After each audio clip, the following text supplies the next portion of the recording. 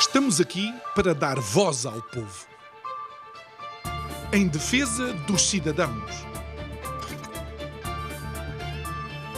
Pela dignidade humana. Todos temos deveres, mas também todos temos direitos. Será que existe justiça? Isto é o povo a falar.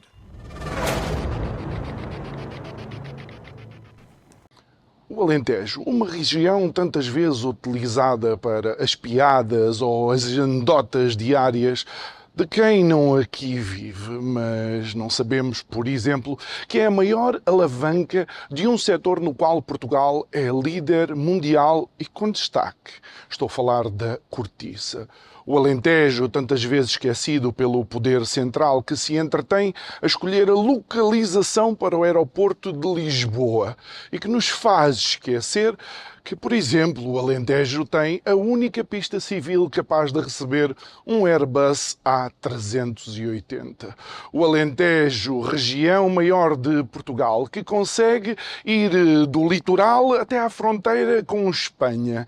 Tem o melhor dos dois mundos, mas é sempre, ou quase sempre, preterido nas escolhas políticas. É razão e motivo para dizer, em vez de desfrutarem de uma boa açorda alentejana, eles fazem uma verdadeira salganhada.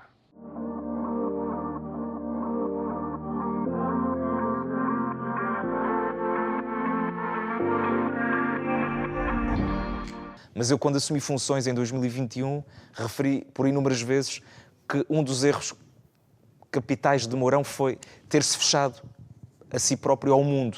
E neste momento precisamos de nos abrir ao mundo. E é por isso que precisamos ter esta flexibilidade, como disse, no setor do urbanismo. Eu acredito que, com um forte apoio à família, capacidade de prestar bons cuidados de saúde, que estamos ainda com dificuldades nesse sentido, com boas acessibilidades, mas também acessibilidades de comunicação. Falámos delas Mobilidade, antes. exatamente, sim. Acredito que estão aqui criadas as condições para que haja uma qualidade de vida bem acima João, daquilo mas que... tu de facto estás a falar de um mundo perfeito, não é? Que é possível atingir, mas em parte. Eu não digo que não, mas quando eu olho para determinados valores, o cidadão no Alentejo é aquele que mais quilómetros tem que se deslocar, por exemplo, tanto para a cardiologia, como para a obstetrícia, como, por exemplo, para o ensino. Olha, no ensino, a média para uma escola secundária, a média é 4 quilómetros. O Alentejo está a 6,5 km por habitante. Então, isto significa que, de alguma forma, os municípios precisam que o Governo Central ou dê aos municípios essa autonomia ou ajude os municípios, porque, de facto, há obras que devem partir do Governo Central, ou não? Concordo. Há aqui um paradoxo. Não deixa de ser surpreendente que muitas vezes estas deslocações venham por arrasto. Apesar da maior quilometragem, é feita em menor tempo. Apesar devido à fluidez e constrangimentos do tráfego. Mas sim, e depois vem, principalmente a grande dificuldade surge, porque falamos muitas vezes de população que está em capacidade de deslocar, porque não tem condições para tal. As juntas de freguesia, as câmaras fazem um papel excepcional e as corporações de bombeiros, porque não há sequer uma rede de transportes com uma malha flexível que permita que essas deslocações sejam feitas com frequência. Um dia, para alguém que não tenha transporte próprio para ir a Évora, significa que ter que programar apenas 60 km, 45 minutos, significa ter que partir de manhã e eventualmente vir só ao final do dia, para uma consulta tão simples como ir a uma urgência. Sim. Nós aqui, autarquias, o que é que acabámos por fazer? Eu peço desculpa também vender um bocadinho o nosso peixe. O que é que acabámos por fazer em Mourão foi, atendendo a estas circunstâncias e às situações que eram frequentes, adotámos um programa chamado Ambulância Social, em que comparticipamos anualmente de forma gratuita 6 viagens por ano para qualquer utente em condições de não ter credencial do CNS, para que possa fazer essas deslocações. Inclusive, muitas vezes, deslocação do próprio sede de concelho ou de freguesia do concelho para o centro de saúde local, porque há uma ausência do próprio Estado Central em garantir essa locomoção. Portanto, percebo em parte aquilo que dizes. Eu entendo esses indicadores, ou seja, aquilo que eu sinto é que grande parte destes projetos muitas vezes são acoplados a uma crença inabalável maioritariamente de gente que acredita no território, mas muitas vezes até não tem ligações com o próprio território. Escusado será dizer que neste tipo de território, como Mourão e outros, o setor económico é maioritariamente composto pelo setor dos serviços, mas ligado à administração pública. Portanto, de facto, há culturalmente uma tendência para a ocupação de trabalhos nesta área da administração pública, das IPSS, das associações humanitárias, e daí pode vir também para as gerações mais novas que aqui residem o pouco incentivo para garantir uma capacidade empreendedora. Admito isso, ainda que hoje os dados dizem-nos no Conselho que temos uma geração mais capacitada do que nunca. Quando entrei em 2021, tínhamos cerca de 12% da população com habilitação superior. Eu julgo que já estamos a atingir praticamente os 15, 16. A tendência será de crescimento.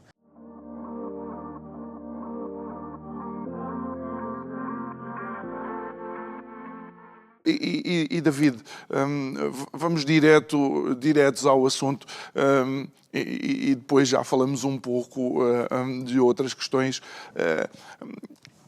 É verdade que existem regiões com velocidade diferente de desenvolvimento porque, de alguma maneira, o poder central olha para elas de forma diferente, e isso faz com que também a coesão territorial talvez seja um mito.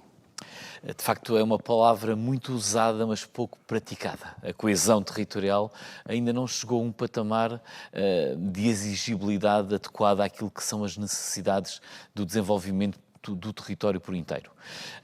Nós sentimos isso, de facto, no Alentejo. Mas não nos queixamos, é verdade. Nós temos uma capacidade para nos reinventarmos e para encontrar novos desafios. E assim aconteceu nos últimos anos, de um Alentejo que deixou de ter uma agricultura de sequeiro e que tem hoje o melhor azeite extra virgem do mundo, foi um caminho que foi necessário percorrer. Na agroindústria, fizemos esse caminho também porque houve uma infraestrutura como o Alqueva, que foi fundamental para o território. E há muitas das vezes aí que nós temos que saber que as políticas públicas devem ser reprodutivas. Sem o Alqueva, e este é um exemplo claro para todos, não era possível hoje, de facto, ter a agroindústria que temos, a fixar população, a fixar quadros técnicos, a desenvolver, depois tanto uma área de serviços em redor dessa área de investimento, que vão desde os seguros de colheita, da banca, da contabilidade, toda uma série de envolvente que beneficia do investimento. Não esqueçamos, de facto, que sem uma política pública direcionada, como foi, de facto, a barragem, não era possível isto. E esse deve ser o exemplo que nos guia para nós continuarmos a olhar para o território, pensando sempre que, se nós conseguimos fazer, e provamos que conseguimos fazer, tem que haver, de facto, investimento público nesse sentido. E daria outro exemplo. Crescemos hoje como ninguém no turismo, nesta grande indústria em que nós, de facto, somos exímios a captar, a oferecer qualidade e a oferecer uma experiência única, riquíssima.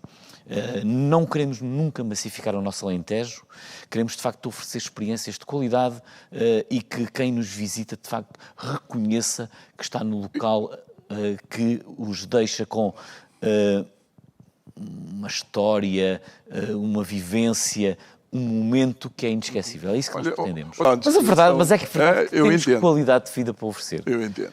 Ora, ao ter capacidade de oferecer qualidade de vida, não podemos deixar de utilizar este argumento como um argumento para atrair profissionais para o nosso território.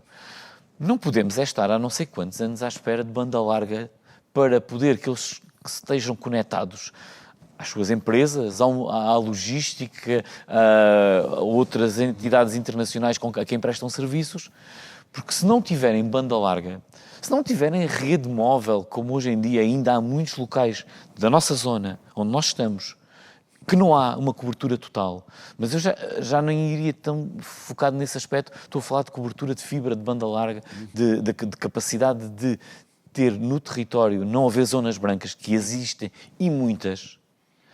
Isto é uma entropia, este é um entrave ao desenvolvimento do interior, onde podemos atrair famílias e também empresas. Porque há muitas empresas que se desenvolvem aqui no território. Falamos da agroindústria, falamos da criação de gado, falamos da própria logística que é necessária para transportar azeitona, transportar uva, para transportar amêndoa, para transportar gado. É preciso logística, caminhões, tudo. E tudo isto precisa de empresas a funcionar com uma capacidade de banda larga de internet adequada, porque todos os dias é preciso fazer movimentos... Bom, para já a logística precisava de um cais.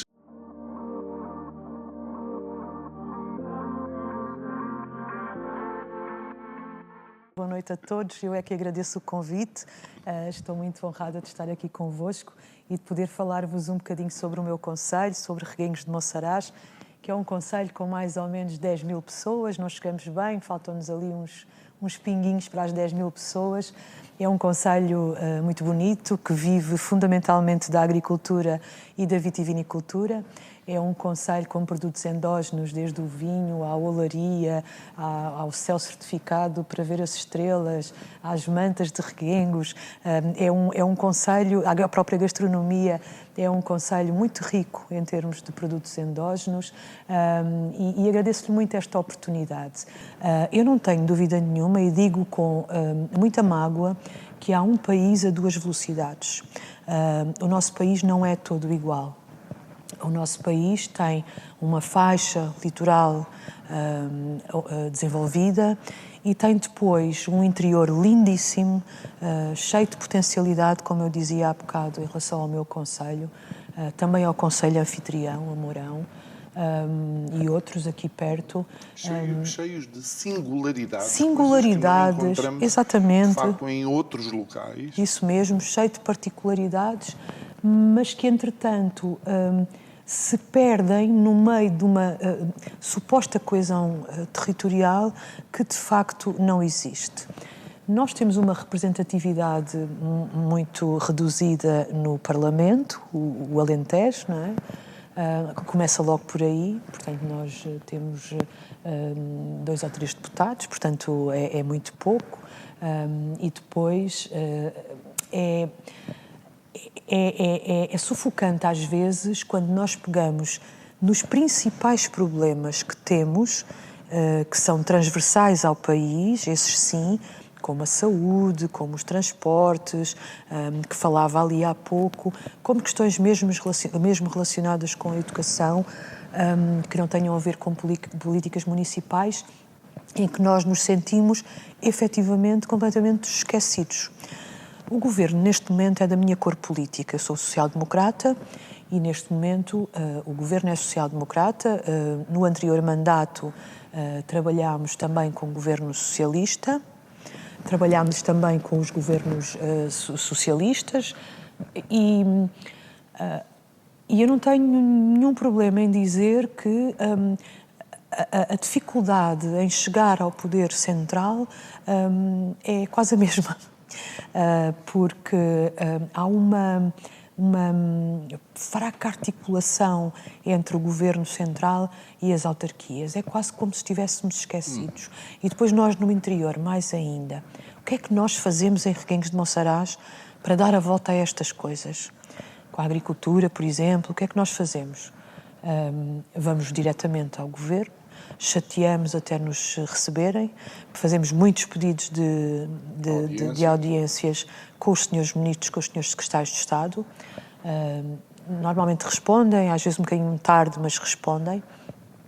Agora, com este governo, neste governo mais recente, que nós temos um deputado muito ativo, eleito muito ativo aqui pela região, pelo Conselho, pelo distrito de Évora. Portanto, já temos mais proximidade e temos mais facilidade. E isto também depende muito depois também dos parlamentares, como é óbvio.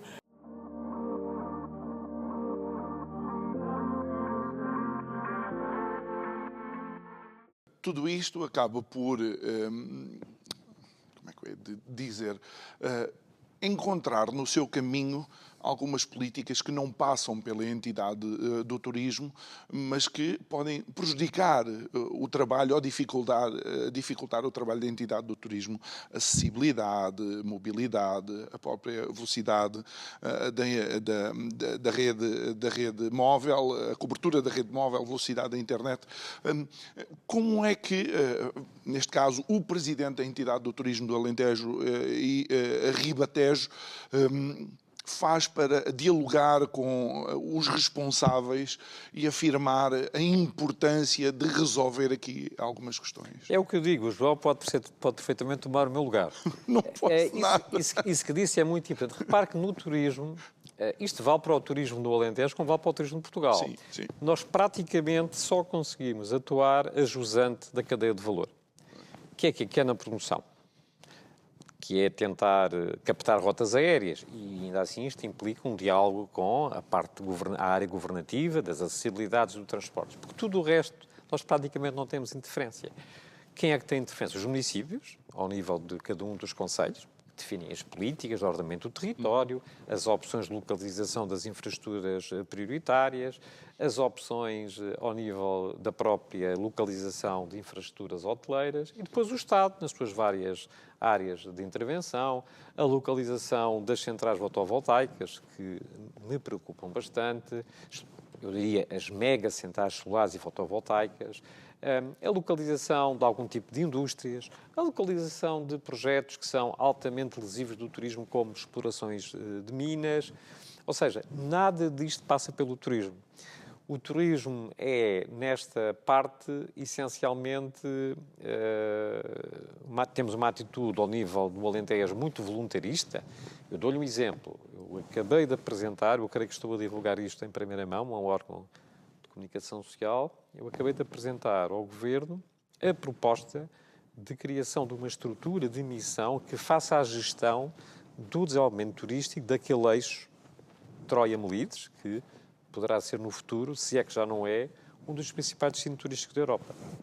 E entreguei essa proposta com o documento, com um conjunto de propostas, que foram trabalhadas com os hoteleiros, com os empresários, com os atuais e com os futuros, em que de uma forma muito clara identificamos um conjunto de oportunidades, de riscos e desafios e que dizemos, os desafios nesta zona, estamos a falar de uma zona que pode, num espaço de 5 a 7 anos, quintuplicar o número de unidades de alojamento. Há uma associação, que é a Associação Évora 27, porque a legislação das capitais europeias da cultura obriga à criação de uma entidade independente dos poderes públicos para gerir todo o empreendimento, que está criada, da qual nós somos associados, e que está atenta a isso, a trabalhar com o nosso observatório. Nós temos um observatório de turismo sustentável, no Alentejo, coordenado pela Universidade de Évora, que foi o primeiro observatório na Península Ibérica reconhecido pela Organização Mundial de Turismo, um projeto do qual muito nos orgulhamos e que está a trabalhar com metodologias de uma forma muito próxima dessas realidades. Temos também aqui uma questão interessante do ponto de vista de desafio, que é a Rota Vicentina, no sudoeste alentejano, que é um dos grandes produtos turísticos do Alentejo, que neste momento, provavelmente num dos seus trilhos mais conhecidos, o trilho dos pescadores, tem também algum fenómeno de sobrecarga turística. E o que nós fazemos é, há um problema, procuramos ajudar e prevenir essencialmente. Portanto, não temos overtourism, felizmente, mas temos riscos relacionados com a sustentabilidade do território em termos de destino turístico e procuramos estar muito atentos a essas questões.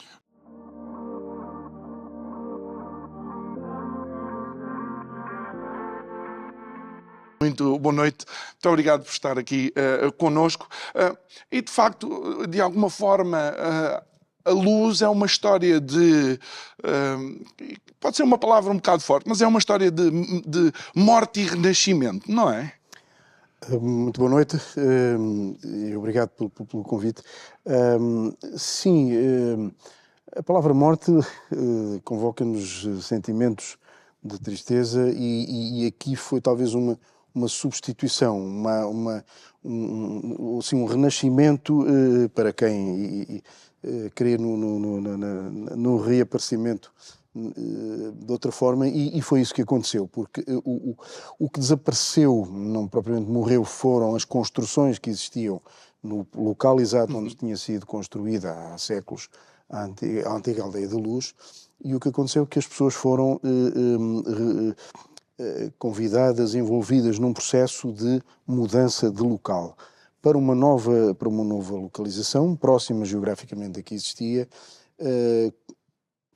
Tentou-se, e queremos nós que foram dadas as condições necessárias, justificadas, e portanto as pessoas transferiram-se para uma nova localização, não remota, não afastada, manteve-se a mesma relação de vizinhança, as pessoas que tinham os seus vizinhos mantiveram a relação de vizinhança que tinham na antiga aldeia, a malha urbana... Ou seja, quem morava ao lado, imagino que a família Ferreira morava ao lado da família Martins, Gomes. Gomes, exatamente. Isso houve essa preocupação básica, compreensível, mal seria se assim não fosse, mas houve esse pormenor. Toda a tipologia de habitação que as pessoas tinham na antiga aldeia, se tinha uma determinada volumetria, isso foi mantido, melhorando sempre, portanto, com novas tecnologias, novos materiais. O arranjo urbanístico da nova aldeia também houve uma reinterpretação das linhas tradicionais, mas com linhas mais contemporâneas, e, portanto, houve essa preocupação. O processo não foi fácil, a forma como eu estou a dizer isto pode induzir uma grande facilidade, mas houve um grande compromisso por parte da empresa de desenvolvimento de infraestruturas da Alqueva. À época conduziu esse processo com muitas pessoas, alguns colegas nossos ainda trabalham na empresa, o caso do meu colega Dimas Ferro, que acompanhou, portanto muitas pessoas acompanharam, envolveram-se, comprometeram-se nesse processo e, portanto, no fundo esse renascimento foi Tem muitas referências à época da antiga Aldeia da Luz, não é? Desde a forma como se faziam os produtos até às ferramentas que se utilizavam. O museu resulta, em boa medida, ou sobretudo, de uma determinação portanto, agora, um aspecto um bocadinho mais administrativo, burocrático, se quiser. Um projeto com esta dimensão teve que ter o que se chama um procedimento de avaliação de impacto ambiental. E a avaliação de impacto ambiental é também em várias componentes, nomeadamente na componente de impacto sociológico, socioeconómico. E o Museu da Luz foi pensado como uma medida de compensação, e eu acho que foi uma medida muito bem concretizada, para precisamente constituir-se como um lugar de memória da antiga aldeia, mas não só de tradições, de métodos, portanto, não é uma cápsula do tempo, mas quase que é uma cápsula do tempo em que nós podemos ver podemos ver como se faziam os... Aquele cantinho do queijinho, e o soro do queijo, e depois acompanhado com fotos também de época com as pessoas nos processos. Nós ali vemos o que era muitos dos ofícios, ou dos ofícios que eram a construção de carroças, por exemplo, ofícios tradicionais que estavam ligados à antiga Aldeia da Luz e que nos convocam para memórias. Nós, enfim, eu sou de uma geração já mais avançada, mas é muito importante passar isto para as gerações atuais, que as técnicas, a tecnologia, a mecânica, a química...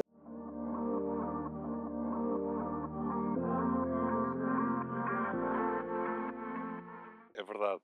A ideia de aproveitar o grande rio do Sul, que é o Guadiana, o registro mais antigo que conhecemos ainda é do tempo da monarquia, portanto, do final do século XIX, há um registro, um relatório que fala no aproveitamento das águas do Guadiana para a agricultura. Mas, de facto, o primeiro documento oficial que conhecemos com detalhe é o Plano de Rega do Alentejo, de 1957, que fala num sistema muito próximo daquele que hoje está concretizado, com represamentos no Rio Guadiana e depois vários represamentos no Alentejo, que servem uma enorme infraestrutura que distribui água por esta região. Portanto, é um sonho antigo que começou a ser concretizado primeiro na década de 70, com a construção da ensecadeira aqui embaixo, ali onde existia uma ponte. Depois, mais tarde, em 1995, com a constituição da EDIA, da empresa pública que tem esta missão de construir e de explorar e promover o Alqueva, e o início das obras em 96, da barragem propriamente dita. Portanto, esta barragem que aqui está fechou as suas comportas numa cerimónia com muita pompa e circunstância em fevereiro de 2002. Portanto, teve 6 anos em obra. E muita gente associa essa cerimónia ao fim das obras. Parece que a partir daí Estava tudo feito. Estava tudo pronto. E estávamos muito longe disso. De facto, o que estava era o coração do sistema, era esta enorme parede com 450 metros e 90 metros de altura que cria a albufeira, mas falta, além de criar a albufeira, portanto, além de criar o armazenamento, temos de ter uma rede que distribua e que leva a água muito longe daqui. E isso demorou muito mais anos. Claro. Porque foram feitos também milhares de quilómetros de vias, permita-me a expressão, e estando a falar com o engenheiro é sempre complicado, porque por vezes eu não vou utilizar a palavra técnica correta, não é? Mas para fazer chegar a esta água tão necessária, portanto, aos pontos onde estão não só as populações, mas também, essencialmente, toda uma agricultura e pecuária que necessita desta água. Exatamente.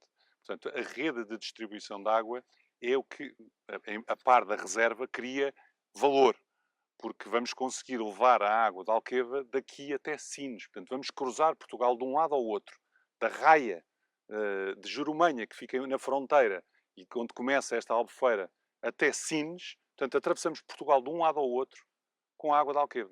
Portanto, alimentando não só a indústria, como as populações e, principalmente, como disse muito bem, a agricultura. A rede tem hoje mais de 2.100 km de extensão. Essencialmente enterrada, destes 2.100, só 100 km é que são canais abertos e, portanto, conseguimos ver no Google Maps, se procurarem, conseguem ver pela região alguns canais, mas a maior parte dos tubos, e que são grandes tubos, portanto, são grandes adutoras, estão enterrados e, portanto, passamos pela estrada. Ali uma perto do parque de estacionamento, Isso mesmo. ali exposta. Exatamente. Cai eu lá dentro e mais alguém. Exatamente, às é um tubo de cavalitas. 2,5 metros, mas temos tubos ainda maiores do que aquele. O tubo adutor aqui à central da Alqueva tem 8 metros de diâmetro. Na central elevatória mais potente, a central elevatória dos Álamos, a conduta elevatória tem 3,20 metros.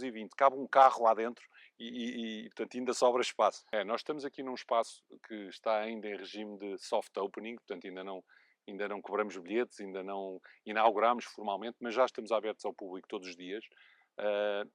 No fundo, este espaço é um espaço de interpretação para explicar o que é o projeto Alqueva, quais é que são as valências, que impactos é que teve no território, que tecnologias é que são empregues. Tem alguma inspiração nos centros de ciência viva, com algumas demonstrações. Temos aqui alguns modelos, o modelo de uma barragem reversível, o modelo da rede secundária, com todos os fenómenos hídricos e hidráulicos associados a esta distribuição de água, e depois dentro com muita multimédia também, como hoje tem que ser, com muito vídeo. Tem eu não quero contar tudo, mas há umas escadas que são tudo menos uns simples degraus, degraus que nos trazem até aqui, não é? Sem dúvida, sem dúvida.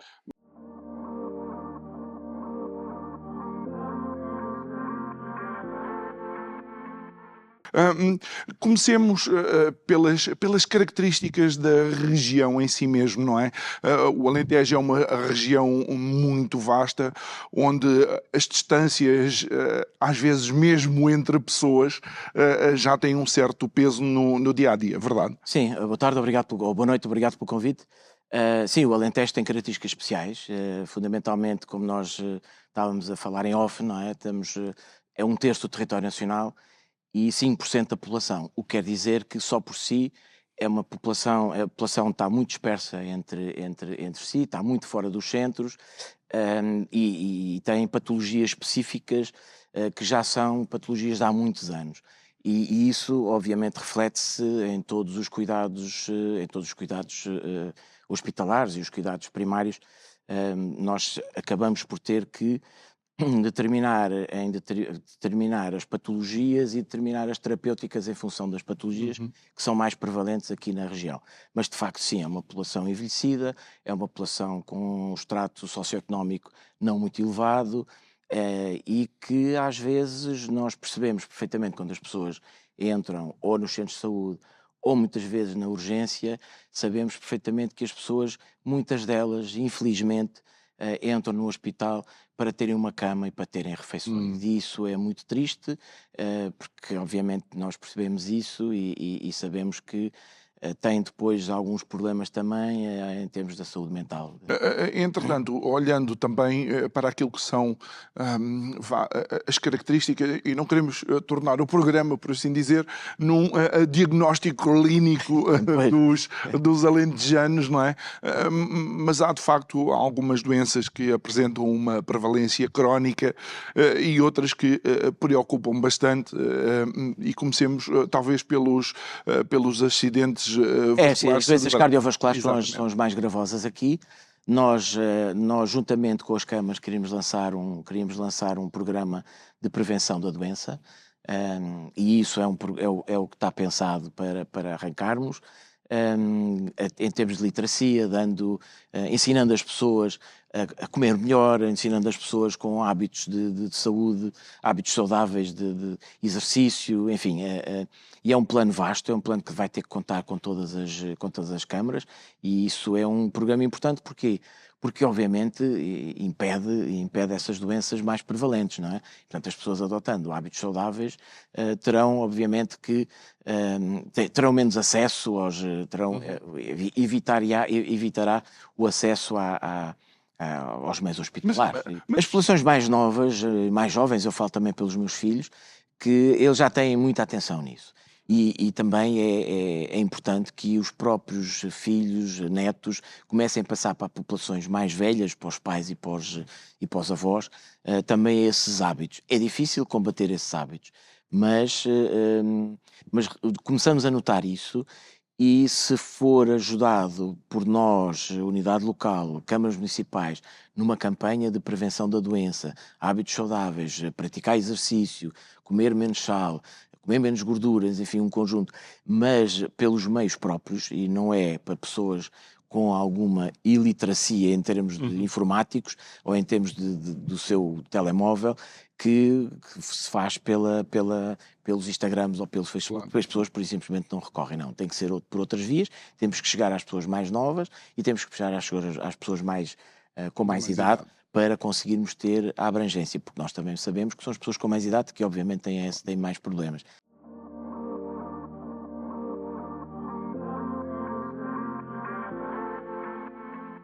Boa noite, Nuno.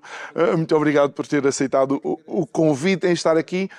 Eu naquela nota inicial, sou um pouco desafiador, no sentido em que tento, de facto, mostrar às pessoas que aqui onde estamos, no Alentejo, a Unesco já reconheceu como património imaterial, neste caso o cante e a produção de chocalhos, se calhar coisas que há portugueses que não sabem que o Alentejo deu ao mundo. Sim, é verdade. Ora, as candidaturas tiveram sucesso e que permitiram abrir mais a janela cultural do Alentejo por esse mundo fora, não só em Portugal. Eu julgo que quer o cante, quer tudo aquilo que é património Unesco, nos permite, no Alentejo, ter uma afirmação maior daquilo que é a nossa maior excelência. E isso leva-nos a outros patamares maiores. Agora, é verdade que certamente muitos portugueses, e muitos saberão o que é essas artes, não estarão tão atentos para elas, ou não se importarão tanto com elas até à classificação Unesco. Obviamente, com a classificação Unesco, um trabalho excepcional de quem o promoveu e de quem o concretizou, permite abrir aqui uma janela para o mundo, mostrando estas artes internamente e exteriormente, mas também que é necessário, e isso é necessário desde a candidatura e para sempre, que as novas gerações estejam atentas a essas artes, porque não basta ter o selo, têm de selo. Se as novas gerações não continuarem esse legado, poderemos ter as candidaturas, podemos ter o selo naquilo que é nosso, eventualmente até mas não continua. Perder a arte, não é? Porque Exatamente. se nos lembrarmos, olha, a calçada portuguesa, que se não tiver continuidade, até pode-se... Há artes de chocalheira. Exatamente, e era precisamente para aí para onde eu ia. Só mencionei a calçada portuguesa porque toda a gente sabe o que é uma calçada, mas muitas pessoas podem não saber o que é um chocalho, e isto para mim foi de facto também uma descoberta surpreendente, não só só o facto de ser património imaterial, mas também um projeto que tu tens encabeçado relativamente à produção e ao chocalho. Sim, ele nasce da necessidade maior de promovermos a arte chocalheira de uma forma mais interativa, levando a grandes palcos e que fosse de imediata interação com as pessoas. O que é que nós fizemos? Portanto, eu convidei pessoalmente 100 personalidades nacionais, cada uma delas a deixar um autógrafo e a deixar uma dedicatória à região Alentejo, e é agora uma exposição de 100 chocalhos que permite que as novas gerações olhem para esta arte de uma forma bem diferente. É verdade que esta é uma exposição em que contou com a primeira assinatura do Sr. Presidente da República, depois todos os ex-chefes de Estado, enfim, e depois um sem número de personalidades nas mais diversas áreas, Rui de Carvalho, Eunice Munhoz, Carlos do Carmo, Marisa, Carlos Lopes, Rosa Mota, Cristina, Goxa e, por último, o Cristiano Ronaldo. Enfim, é permitir que os mais jovens olhem para a arte chocalheira com uma outra atenção, mas ao contrário, em vez de nós os convidarmos a irem perceber o que é a arte chocalheira, se calhar convidando-os a ir ver o chocalho que o Ronaldo assinou, ou que esta ou outra personalidade que eles adoram das televisões, permite-nos ter ali uma ferramenta para lhes ensinar também o que é a arte chocalheira, para os motivar o que é a arte chocalheira e mais.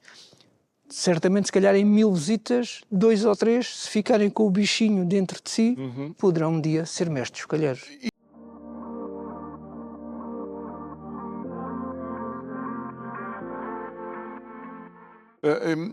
E olhando para aquilo que são as gerações atuais, obviamente são gerações encharcadas com a tecnologia e infelizmente eles não conseguem discernir, por não conhecer, o quanto a tecnologia está também a ajudar nesse setor. Os turistas, quando vêm a Portugal, quais são as 2 coisas que eles mais gostam?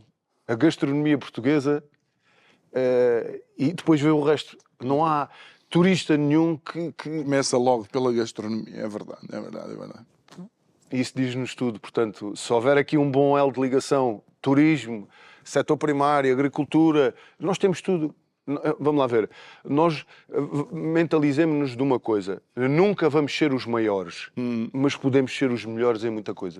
Ainda recentemente à noite, num restaurante típico aqui de Mourão, vi um casal de estrangeiros a encomendar um cozido de grão e eu a pensar, não sei se vão dormir cedo esta noite por comer esta... de grão. Eu digo isto porque eu próprio tinha aprendido umas noites anteriores com o cozido que comer à noite cozido de grão é um grande desafio. Olha, infelizmente, não só o Alentejo, mas a agricultura também é daqueles setores onde os cosmopolitas inventam expressões que são expressões para denegrir, de facto. Achas que temos que começar a acordar e pensar ao contrário daquilo que se diz que a agricultura é um atraso de vida, ou o campo é um atraso de vida? Se dar de comer a 10 milhões de pessoas, a 10 milhões de portugueses é um atraso de vida, então eu quero continuar com o atraso de vida que tenho. Acho que, naturalmente, todas essas pessoas que atacam a agricultura, que atacam o setor primário, eu acho que, naturalmente, são desmascaradas. Acho que o percurso natural das coisas as desmascara. Agora, é preciso que o setor agrícola também não tenha medo de se mostrar, de se abrir, de educar. O que é que tu estás a fazer? Por exemplo, tu, enquanto líder de um grande grupo, o que é que tu estás a fazer para ser mais visível, por exemplo? João, vamos lá ver. O meu intuito, por exemplo, de trabalhar, como tu sabes, a parte das redes sociais, é realmente... nós entendemos, enquanto grupo, que temos um pilar social e queremos ter um pilar social muito forte. Portanto, queremos apostar também em que as pessoas venham às nossas empresas, vejam como é que se faz, para desmistificar tudo isso, todos esses ataques. Portanto, é quase um dever nosso, como grupo e como família, mostrar às pessoas aquilo que se faz e como se faz. O que é que eu diria? Diria que sem agricultura não há sustentabilidade, sem agricultura não há país e sem as pessoas que cuidam realmente da terra, nós não temos um país próspero, com força e que alimente a nossa nação e a nossa pátria.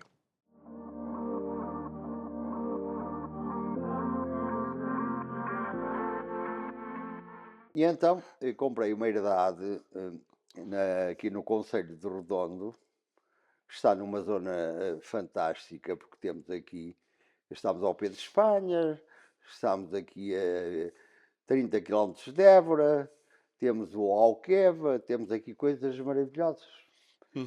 Embora eu seja do Norte, o Norte tem coisas fantásticas, mas a gente estamos um bocadinho mais desviados do Norte porque é o chamado espaço-tempo. E nós, eu principalmente faço parte de uma geração também de ir com a idade que tenho e daqui para Monção são 4, 5 horas de caminho e é um bocado cansativo. Mas diga-me uma coisa, quando chegou ao Alentejo, e de facto há uma diferença entre o Alentejo e o Norte de Portugal, mas o Alentejo é muito mais versátil do que aquilo que se pensa, porque chegando aqui você explora uma série de produtos endógenos que vão desde a azeitona, que dá não só azeite, mas a azeitona também para consumir, até aos mais diferentes tipos de animais que crescem aqui com facilidade e com qualidade. O Alentejo é uma região rica, em vários aspectos tem o problema, que em períodos do ano é complexo manter determinados produtos porque a água não é, digamos, abundante. Não é como ao Norte. O Norte chove de verão e às vezes até de inverno. É ao contrário. De inverno e às vezes até de verão. Exato. Exato. E aqui no Alentejo mas o Alqueva nesse aspecto veio ajudar. Agora, não é? o Alqueva veio ajudar e ainda bem que foi construído o Alqueva porque veio dar uma certa vitalidade à própria região. E depois criaram-se aqui novos conceitos que antigamente não existiam. Por exemplo, criaram-se, além do azeite, que é fantástico, onde temos regiões aqui no Alentejo fantásticas, embora há um senão, os espanhóis chegaram aqui comprar um lugar e não sei o quê, e plantaram aquele sistema intensivo, que isso não veio beneficiar nada. Mas temos coisas fantásticas, temos ainda aqueles antigos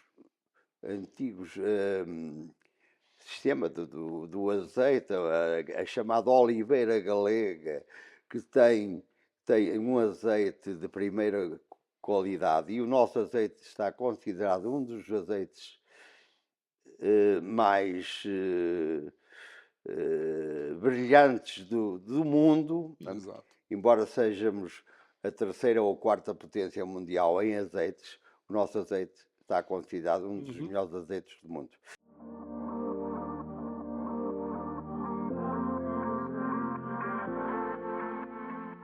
Vamos continuar um pouco ainda na observação dos astros, porque enquanto lá estivemos, tivemos a oportunidade de acompanhar um pequeno grupo numa fase já em que estavam a fazer a observação cá fora, em que havia um astrofísico, creio eu, colaborador do observatório, inclusive utilizava um laser para mostrar onde é que estavam posicionadas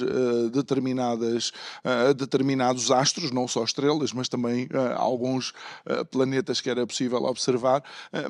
Como é que é feita, este acompanhamento, portanto, dos visitantes que vão lá para ter esta experiência? Muito bem. Os visitantes, basicamente, nós recebemos, eles vêm ter connosco pelas mais variadas formas, mas nós recebemos, explicamos o que é que vai acontecer, explicamos alguns conceitos básicos, o porquê da adaptação do olho ao escuro, como é que isso se faz, explicamos quais são os telescópios que vamos utilizar e depois saímos para o exterior, que no verão utilizamos as nossas plataformas de observação, no inverno também, mas no verão utilizamos-las mais afastados do nosso observatório, de forma a criar um ambiente mais propício à observação astronómica. E o que é que nós fazemos? Explicamos algumas coisas básicas, explicamos como é que se encontra a polar, a ursa maior, a ursa menor, contamos algumas histórias mitológicas e com os nossos telescópios observamos planetas, galáxias, nebulosas e que fazem as delícias de muitos do nosso imaginário. E achas que de alguma forma esta localização, Portugal e o Alentejo são mais competitivos em relação a outras ofertas e isso significa que de facto pode haver aqui um desenvolvimento e uma janela de oportunidade para o Observatório do Lago do Alqueva? Eu, se não acreditasse nisso, não investia tempo e os meus recursos nisso. Nós temos que ver o que é que o Alentejo tem de bom. O Alentejo tem, além de boa comida, bons alojamentos, boa comida, boa cama, como a maioria dos agentes de turismo gostam de dizer, não se passa nada, entre aspas, em termos geológicos. Nós, quando montámos esta estação análoga, pediram-nos vários relatórios de sismologia, portanto, porque há muitas zonas muito boas, mas depois têm uma atividade sísmica bastante elevada. Aqui nós não temos registros significativos que nos impeçam de fazer seja o que for. Temos os bilhetes de avião ainda são baratos para chegar aqui, portanto não são como outros países para outros continentes. Temos segurança e temos um céu magnífico que está aqui à mão de semear nestes dias do ano, que são quase todos, em que não temos nuvens, em que não temos grandes problemas. Portanto, considero que o Alentejo é realmente um ponto onde ainda é possível fazer este tipo de investimento, porque tem cá as condições. Às vezes não estão todas criadas, porque nem tudo é bom, não é? Há aqui algumas falhas que eu, sempre que tenho a oportunidade, gosto de dar a conhecê-las, porque afeta outras coisas. Por exemplo, as comunicações. Nós temos vários problemas em termos de comunicação, não temos fibra óptica em tudo onde gostávamos de ter, temos problemas nas comunicações móveis. Portanto, isso é muito importante resolver, não só para estes projetos que são inovadores e que são importantes para captar turistas, para captar turistas ligados à ciência. E é bom dizer o seguinte: este tipo de turismo, entre aspas, se é que lhe podemos chamar de turismo, é um turismo que alarga a permanência no Alentejo por vários dias, por semanas, não é? E, portanto, podemos quebrar aquela média do número de pessoas a pernoitar, ou no número de noites por cada turista ser 1.2, andar à volta disso, e deixar de ser isso para conseguirmos prolongar para 2 semanas, por exemplo, 13 dias, que é o que nós estamos a fazer.